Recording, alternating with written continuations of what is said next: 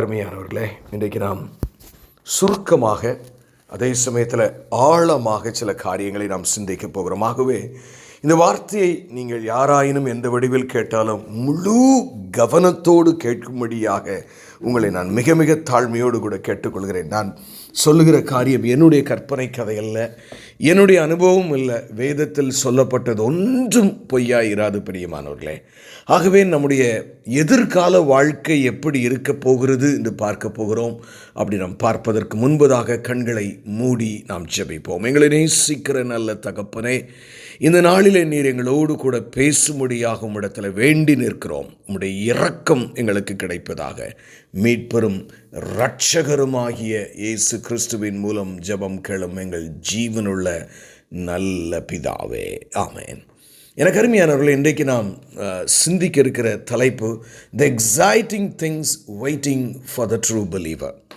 ஒரு உண்மையான விசுவாசிக்கு ஆச்சரியமான காரியங்கள் காத்திருக்கின்றன. ஆமேன், ஆமேன், ஆமேன்.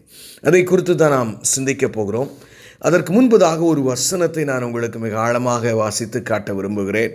நாம் ஏற்கனவே பார்த்த வசனம்தான் 1 கொரிந்தியர் 15ஆம் அதிகாரம் 19வது வசனம் இப்படியாய் சொல்லுகிறது. 1 கொரிந்தியர் 15ஆம் அதிகாரம் 19வது வசனம், இம்மைக்காக மாத்திரம் நாம் கிறிஸ்துவின் மேல் நம்பிக்கை உள்ளவர்களாயிருந்தால் எல்லோ மனுஷரை பார்க்கிலும் பரிதபிக்கப்பட்டவர்களாய் இருப்போம்.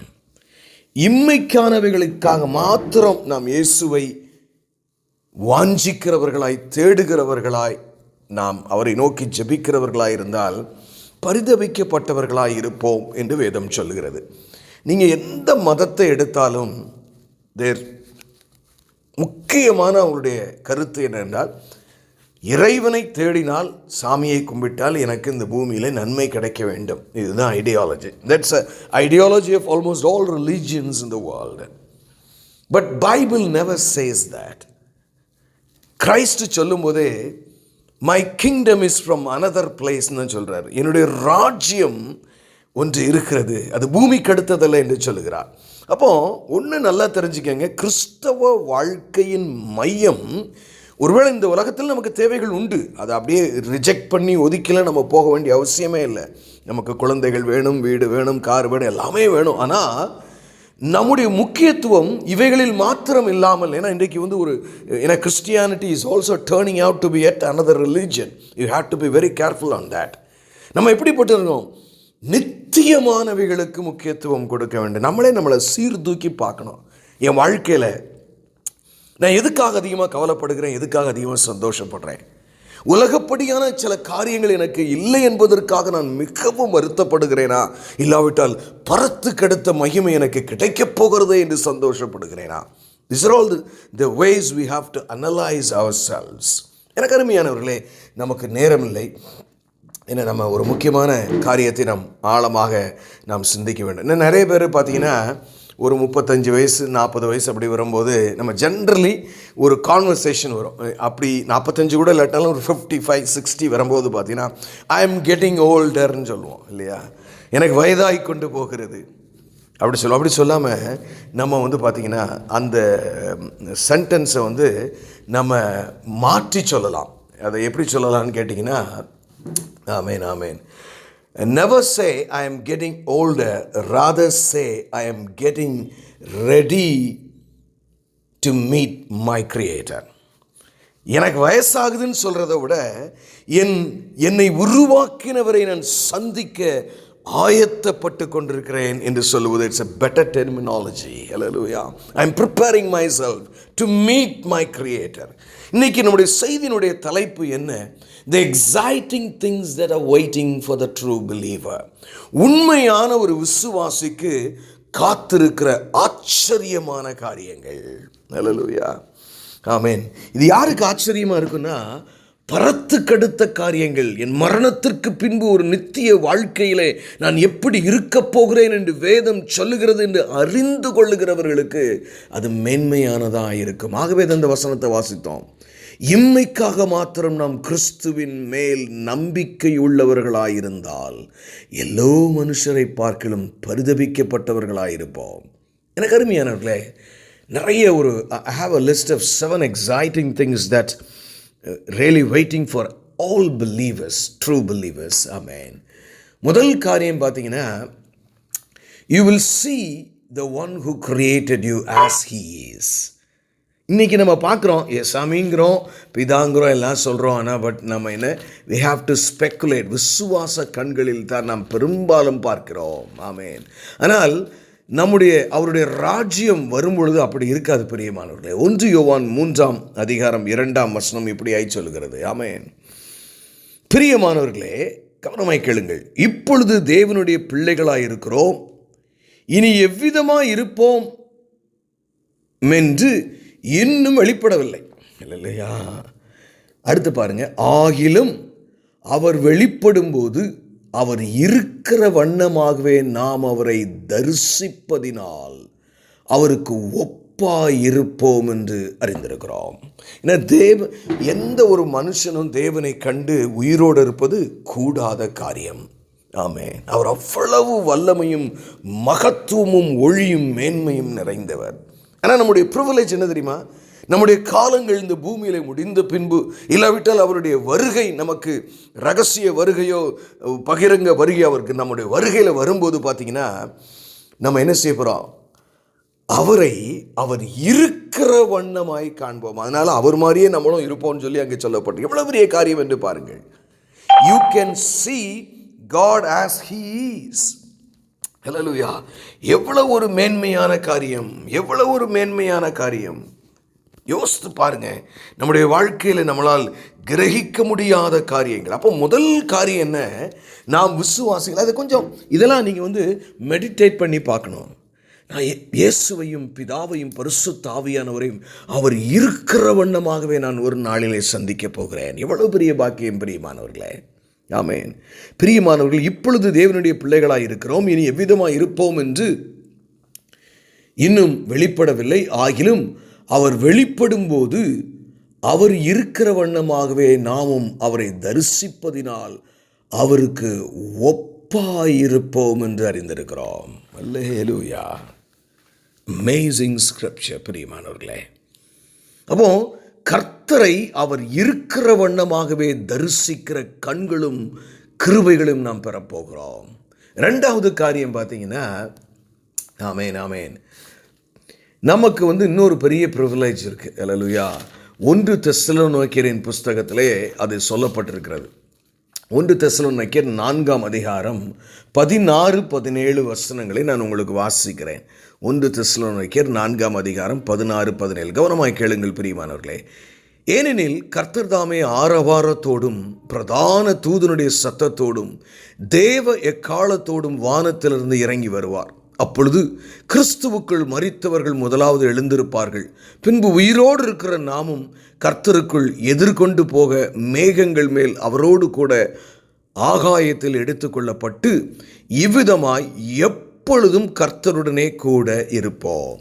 நல்லா தெரிஞ்சுக்கங்க, இது எங்கே நடக்கும்னு கேட்டிங்கன்னா, இந்த ரகசிய வருகை முடிந்தவுடனே 7 வருஷ உபத்திரவ காலம் பூமியில் இருக்கும். எருசலேமானது நெருக்கப்படும். அதற்கு முன்பதாக சபையானது எடுத்துக்கொள்ளப்பட போகிறது என்று வேதம் சொல்லுகிறது. அது எங்கே இருக்குமா? ஆகாயத்திலே ஏசாமி நிற்பார், நம்ம இங்கேருந்து அங்கே போயிடுவோம். கீழே இறங்கி அவர் பகிரங்க வருகையில் தான் அவர் கீழே இறங்கி வருவார். போகட்டும், அது நம்ம இன்றைக்கி ஆழமாய் சிந்திக்க போவதில்லை. ஆனால் இதனுடைய ப்ரிவிலேஜ் என்னென்னா, இப்போ பரலோக ராஜ்யம் தேவன் இருக்கிறார் இல்லையா, பரலோகத்தில் இருக்கிற தேவன் சொல்லி நீங்கள் நிறைய இடங்களில் பார்க்கலாம். ஏன்னா புஸ்தகங்களில் தானியல்லாம் அப்படி அழகாக எழுதப்பட்டிருக்கிறோம். இப்போ தூதர்களும் கர்த்தராகிய இயேசு கிறிஸ்து பிதா பரிசுத்த ஆவியானவர் இருக்கிற இடத்துக்கு நம்மளை ஒரு 7 வருஷம் அங்கே இருக்க முடியாது கூட்டு போகிறோம். அந்த ஒரு டைம் தான் நம்ம ஹெவனில் இருக்க முடியுங்க. Hallelujah, amen. That's a time. இப்போ ஆண்டவர் இருக்கிற ஹெவனை நமக்கு பார்க்குறதுக்கு ஒரு வாய்ப்பு இருக்குது. உங்களில் எத்தனை பேருக்கு ஆசை? ஹல்லேலூயா. த பிளேஸ், அதாவது முதலாவது நம்ம இருக்கிறதுலையே இப்போ நம்ம 7 காரியம் பார்க்க போகிறோம் குயிக்காக. அதில் 7ல் அப்பாவோடு இருப்பதும் அவரை தரிசிப்பதும் தான் மேல். மிச்சம் அதெல்லாம் இடம் அப்படி இருக்குது, அங்கே அப்படி இருக்குங்கிறலாம் நமக்கு 2வது தான். இருந்த பொழுதிலும் இவைகள் இருக்கிறதுனால் நான் உங்களுக்கு சொல்லுகிறேன், இப்போ இயேசு இருக்கிற இடத்துல நம்மளை கொண்டு போய் காட்ட போகிறாரு. ஆமேன், ஹல்லேலூயா, ஆமேன். அப்போ ஒரு நல்ல உண்மையான விசுவாசிக்கு உண்டான 2வது ஆசீர்வாதம் என்னென்னா, இப்பொழுது இயேசு இருக்கிற, இல்லைன்னா நமக்கு என்னென்னா அது எப்படி இருக்கும், நம்ம பார்க்கவே இல்லையே, அது அப்படி இல்லாத அளவுக்கு ஆண்டவர் நினைச்சார். இப்போ இருக்கிற பரலோக ராஜ்யத்தை கொண்டு போய் வைத்து 7 வருஷம் அங்கே விருந்து நடக்கும். ஹல்லேலூயா, ஆமென். அதுதான் சொல்கிறார் இயேசு கிறிஸ்து, நாம் எல்லோரும் தேவனுடைய ராஜ்யத்தில் விருந்து உண்ணுகிற வரைக்கும் நான் திராட்சரசம் குடிப்பதில்லை என்று சொல்லுகிறார். ஹல்லேலூயா. அப்போ எவ்வளோ பெரிய ஒரு ப்ரிவிலேஜ்னு பாருங்கள். இவ்விதமாக எப்பொழுதும் கர்த்தருடனே கூட இருப்போம். அதிலிருந்து அப்பா கூட தான் நம்முடைய முடிவில்லாத கோடி கோடி கோடி வருஷங்கள். 3வது நன்மையை பாருங்களேன். 1 கொரிந்தியர் 15ஆம் அதிகாரத்தில் இருக்குது. ஹல்லேலூயா. நம்ம ஏன் இம்மைக்கானவைகளுக்காக மத்தரம் கர்த்தரை தேடாமல் இருக்க வேண்டும் என்பதற்காக நான் இதை உங்களுக்கு கற்றுத்தருகிறேன். 1 கொரிந்தியர் 15ஆம் அதிகாரம் 42ஆம் வசனத்திலிருந்து வாசிக்கிறேன். மரித்தோரின் உயிர்த்தெழுதலும் அப்படியே இருக்கும். அல்லேலூயா. உங்களுக்கு ஒரு பெரிய ஜாக்பாட். ஆமீன். இப்போ நீங்கள் சரீரத்தை பார்க்குறீங்களே, ஒருவேளை நீங்கள் ஒரு பெண்ணாக இருக்கலாம், இல்லாவிட்டால் ஒரு ஆணாக இருக்கலாம். இனிமேல் உங்களுக்கு ஒரு மறுரூப சரீரம் கொடுக்கப்பட போகிறது. 3வது உங்களுக்கு என்ன, you are going to get a glorious body. அதில் யூ வில் பி நீதர் மேல் நார் ஃபீமேல். அவர்கள் தேவ தூதர்களை போல் இருப்பார்கள் என்று சொல்வார். ஆனால் எப்படி ஒரு பூட்டி இருந்த ஹியூமன் பாடி மாதிரி தான் அது ஒருவேளை இருக்கலாம். ஆனால் பார்த்தீங்கன்னா ஏசாமி அப்படியே பூட்டி இருந்த செவத்து வழியே உள்ளே வந்துட்டு என் காயத்தை பாருங்கிறாரு. ஹல்லேலூயா, ஆமென். There are many dimensions in the world, in a spiritual world. There are around 12 dimensions என்று சொல்லுகிறார்கள். ஆமென். It is even proved in the science a little bit. பாருங்க, மரித்தோரின் உயிர்த்தெழுதலும் அப்படியே இருக்கும், அழிவுள்ளதாய் விதைக்கப்படும், அழிவில்லாததாய் எழுந்திருக்கும். நிறைய விசுவாசிகள் ஒருவேளை கேன்சர்லேயோ ஆக்சிடென்ட்லேயோ ஒரு சின்ன குழந்தையாகவோ இப்படிலாம் நீங்கள் மரிக்கிறதுக்கு சில நேரங்களில் பார்த்துருக்கக்கூடும். ஆனால் ஒரு உண்மையான விசுவாசியாக இருப்பார்கள் என்று சொன்னால் அழிவுள்ளதாய் விதைக்கப்படுமா. எப்படி அந்த குளோரியஸ் சரீரம் வரப்போது? அழிவில்லாத சரீரம். ஹல்லேலூயா, ஆமென். கனவீனம் உள்ளதாய் விதைக்கப்படும், மகிமை உள்ளதாய் எழுந்திருக்கும். ஒரு பிச்சைக்கார பையன், அவெல்லாம் என்னத்தை, அவனுக்கு ஒரு பாட்டு கூட பாட தெரியாது, ஒன்றும் இல்லாதவன், அப்படி எல்லாரும் சொல்லலாம். அவனுக்கெல்லாம் என்ன குடிசையில் வாழ்கிறவன் அப்படி கூட சொல்லியிருந்திருக்கலாம். ஒரு சில அவர் நொண்டி, அவனுக்கு குருடே அப்படி கூட சொல்லியிருந்திருக்கலாம். ஆனால் கனவீனம் உள்ளதாய் விதைக்கப்படும், மகிமை உள்ளதாய் எந்திரிக்க போகிறீங்க நீங்கள் நானும். Hallelujah. What a glorious body is going to. ஜென்ம சரீரம் விதைக்கப்படும், ஆவிக்குரிய சரீரம் எழுந்திருக்கும். ஹல்லேலூயா. அப்போ 3வது விசுவாசியினுடைய மேன்மையான காரியம், அவனுக்கு மறுரூபமான ஒரு சரீரம் கொடுக்கப்பட போகிறது. ஹல்லேலூயா. அடுத்தபடியாக பார்த்தீங்கன்னா 4வது காரியம், ஆமென், வெளிப்படுத்தின விசேஷம் 20ஆம் அதிகாரத்தில் இருக்கிறது. அல்லையா, நிறைய இருக்குது. நான் ஒரு சில முக்கியமானதை தான் நான் உங்களுக்கு சொல்லி கொண்டு வருகிறேன். இதெல்லாம் நாங்கள் ரொம்ப டீட்டெயில்டாக இந்தியன் ஃபெலோஷிப்பில் பார்ப்போம். But anyway, for you I am just putting it in a nutshell. வெளிப்படுத்தின விசேஷம் 20ஆம் அதிகாரம் 6ஆம் வசனம். முதலாம் உயிர்த்தெழுதலுக்கு பங்குள்ளவன் பாக்கியவானும் பரிசுத்தவானுமாய் இருக்கிறான். இவர்கள் மேல் 2ஆம் மரணத்திற்கு அதிகாரம் இல்லை. ஒரு தடவை தாங்க நமக்கு மரணம், அதுக்கு மரணமே கிடையாது, அதிகாரம் இல்லை. இவர்கள் தேவனுக்கும் கிறிஸ்துவுக்கும் முன்பாக ஆசாரியராய் இருந்து அவரோடே கூட 1000 வருஷம் அரசாளுவார்கள். விசுவாசியுடைய 4வது எக்ஸைட்டிங் திங் என்னன்னா, 1000 வருஷம் அரசாட்சின்னு இருக்கு. ஏன் தெரியுமா? இந்த பூமியில் இயேசு கேவலப்படுத்தப்பட்டு நிர்வாணமாய் சிலுவையில் அடித்து எல்லாரும் ஓங்கி கன்னத்தில் அடித்து நான் குட்டினது யாரு அடித்தது யாருன்னு தீர்க்கமாய் சொல் என்றெல்லாம் அவரை கேவலப்படுத்தினார்கள். அப்படித்தான் அவரை பின்பற்றுகிறவர்களுக்கும் அநேக பாடுகள் மத்தியிலே கிறிஸ்துவை விசுவாசித்து கொண்டிருக்கிறோம். நீங்களும் நானும்.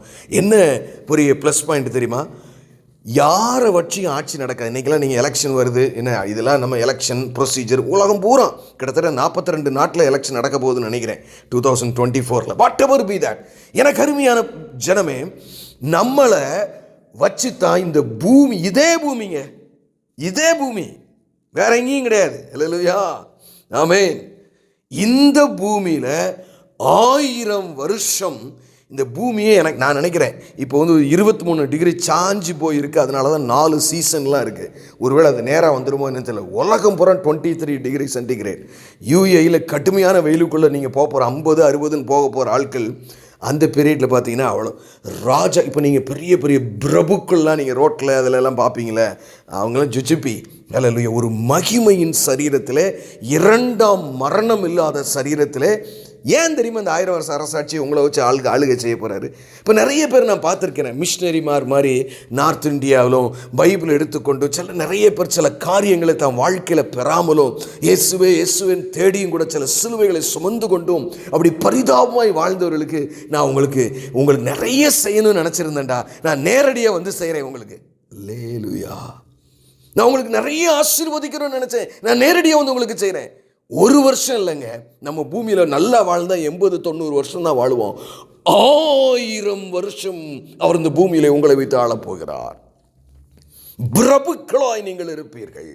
எதெல்லாம் நீங்க இன்னைக்கு அனுபவிக்கலையோ, ஒருவேளை பார்த்தா இரவும் பகலும் தேவனுக்காக மிஷினரியா ஊழியம் செஞ்ச ஒரு கார் கூட வாங்கியிருக்க மாட்டான், ஒரு சொந்த வீடு கூட இல்லாமல் செத்து போயிருக்கலாம். ஆனால் everything is going to come. நீ விட்டு போனதை அனுபவிக்கும்படியாக, எவைகள் இந்த பூமியில உனக்கு கொடுக்கப்படவில்லையோ அவைகளை அனுபவிக்கும்படியாக 1000 வருஷம் உனக்கு நான் நன்மை செய்யும்படியாக உன்னை வைத்து ஆட்சி செய்வேன். 5வது காரியம் பிரியமானவர்களே, ஹல்லேலூயா. We will get our rewards for our good works, what we did according to his will. ஆமென். யாக்கோபின் புஸ்தகம், ஆமென், 5. ரொம்ப கவனமாக கேளுங்க. இவைகளெல்லாம் ஆச்சரியமான, இன்றைக்கு நிறைய இடங்களிலே இப்படிப்பட்ட வசனங்கள் கொடுக்கப்படுகிற நீங்கள் பாக்கியவான்கள். யாக்கோபு 1ஆம் அதிகாரம் 12ஆம் வசனம் இப்படியாய் சொல்லுகிறது. கவனமாய் கேளுங்கள்.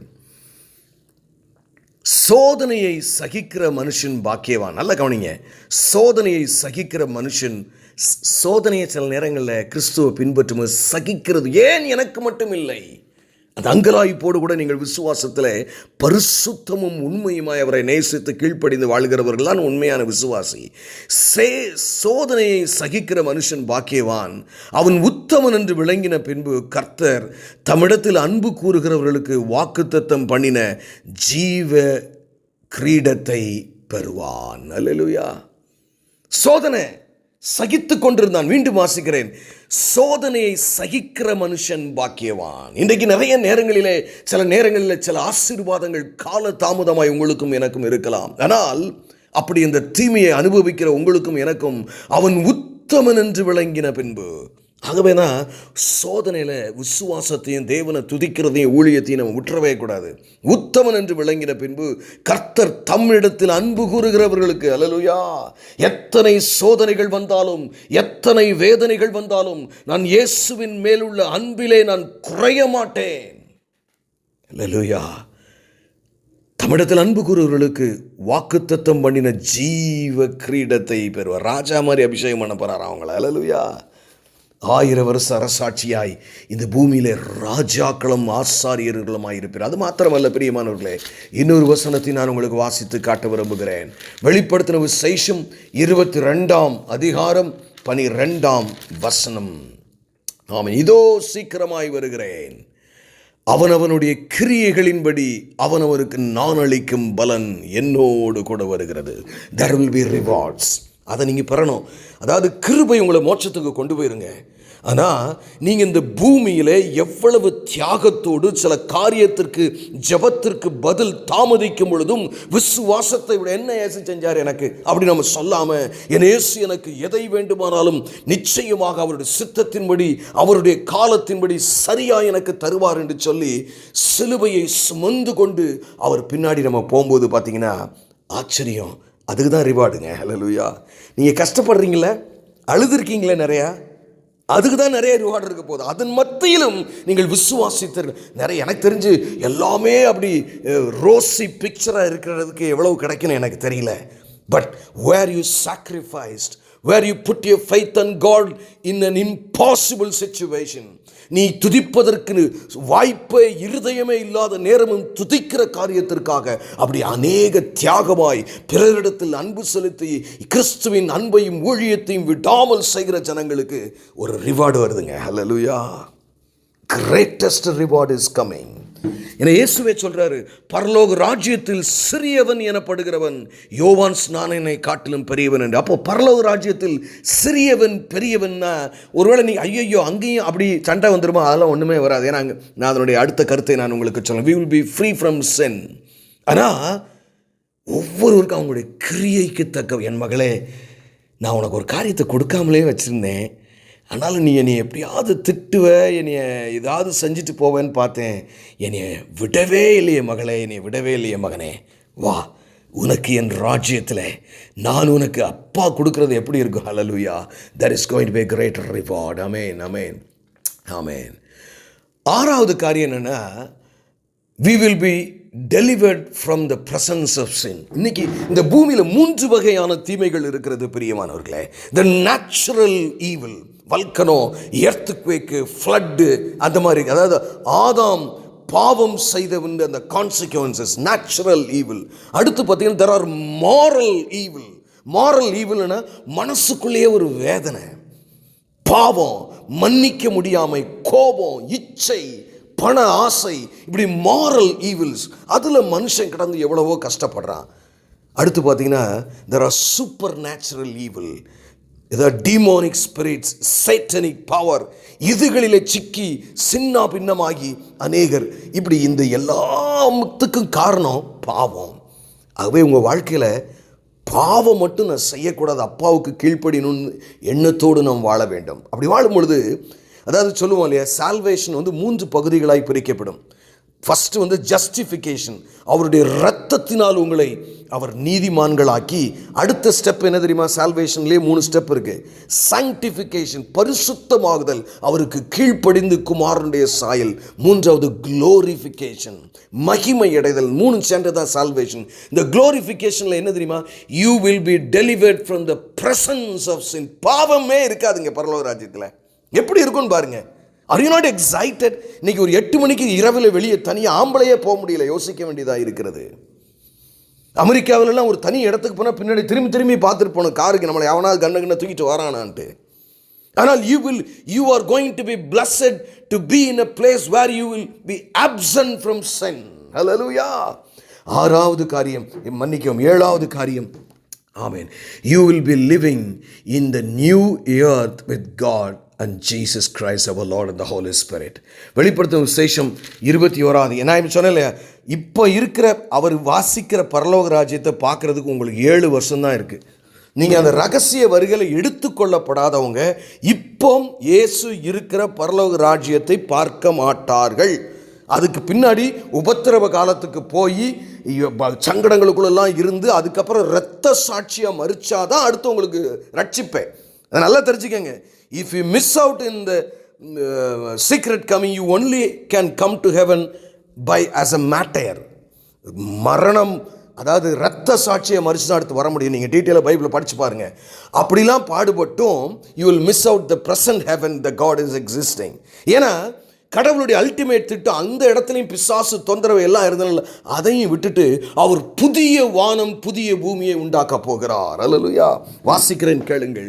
வெளிப்படுத்தின விசேஷம் 21ஆம் அதிகாரம் 1-3 வசனங்கள். பின்பு நான் புதிய வானத்தையும் புதிய பூமியையும் கண்டேன். ஏன்னா பேதுரு எழுதும்போது எழுதுகிறாரு, வானங்கள் மடமட என்று வெந்து உருகிருமா எல்லாமே. அல்லேலூயா. கடவுளுக்கு ஆண்டவருக்கு கர்த்தராகிய இயேசு கிறிஸ்து பின்பு நான் புதிய வானத்தையும் புதிய பூமியும் கண்டேன், முந்தின வானமும் முந்தின பூமியும் ஒளிந்து போயின, சமுத்திரமும் இல்லாமற் போயிற்று. யோவானாகிய நான் புதிய எருசலேம் ஆகிய பரிசுத்த நகரத்தை தேவனிடத்திலிருந்து பரலோகத்திலிருந்து இறங்கி வர கண்டேன். அது தன் புருஷனுக்காக அலங்கரிக்கப்பட்ட மணவாட்டியைப் போல ஆயத்தமாயிருந்தது. மேலும் பரலோகத்தில் உண்டான ஒரு பெரும் சத்தத்தை கேட்டேன். கவனமாக கேளுங்க. இதோ மனுஷரிடத்தில் தேவனுடைய வாசஸ்தலம் இருக்கிறது, அவர்களிடத்தில் அவர் வாசமாயிருப்பார், அவர்களும் அவர்களுடைய ஜனமாயிருப்பார்கள். தேவன் தாமே அவர்களோடு கூட இருந்து அவர்களுடைய தேவனாய் இருப்பார். God is going to create a new earth and a new heaven and a பரம எருசலேம்.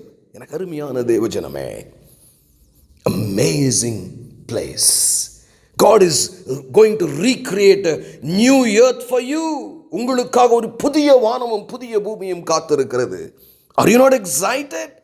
இது எல்லா நன்மையும் ஒன்னே ஒருத்தருக்கு தான் கிடைக்கும். எவன் ஒருவன் இயேசு கிறிஸ்துவை தன் சொந்த இரட்சகராக ஏற்றுக்கொண்டு அவருடைய இரத்தத்தினால் பாவங்கள் கழுவப்பட்டு இன்றைக்கு இந்த பூமியிலே எவ்வளவு பாடுகளின் மத்தியிலும் அவருடைய வசனத்திற்கு கீழ்ப்படிந்து அவர் சித்தத்தை செய்கிறவனுக்கு இது எல்லாமே கொடுக்கப்படும். அவன் பேர் என்ன தெரியுமா? ஜெயம் கொள்ளுகிறவன். ஹல்லேலூயா. இப்போ நான் முதல் வசனத்தை திருப்பி வாசிட்டு அதோட நம்ம ஜெபம் பண்ணி முடிக்க போகிறோம். பிரியமானவர்களே, நீங்கள் வாழ்க்கையில் மறக்கவே கூடாது. 1 கொரிந்தியர் 15ஆம் அதிகாரத்தை நம்ம என்ன செய்யக்கூடாது? மறக்கவே கூடாது. பிரியமானவர்களே, என்ன வாசிக்கிறோம்? அதில் மிக தெளிவான ஒரு வசனம். ஆமென். இம்மைக்காக மாத்திரம் நாம் கிறிஸ்துவின் மேல் நம்பிக்கை உள்ளவர்களாயிருந்தால் எல்லோ மனுஷரை பார்க்கலும் பரிதபிக்கப்பட்டவர்களாயிருப்போம். கண்களை மூடி நாம் ஜெபிப்போம். எங்களை நேசிக்கிற நல்ல தகப்பனே, உம்மை விசுவாசிக்கிறவர்களுக்கு அல்லேலூயா. இன்னும் எத்தனையோ இருக்காண்டவரே, சரியாக சொல்லப்படலை பைபிளில்.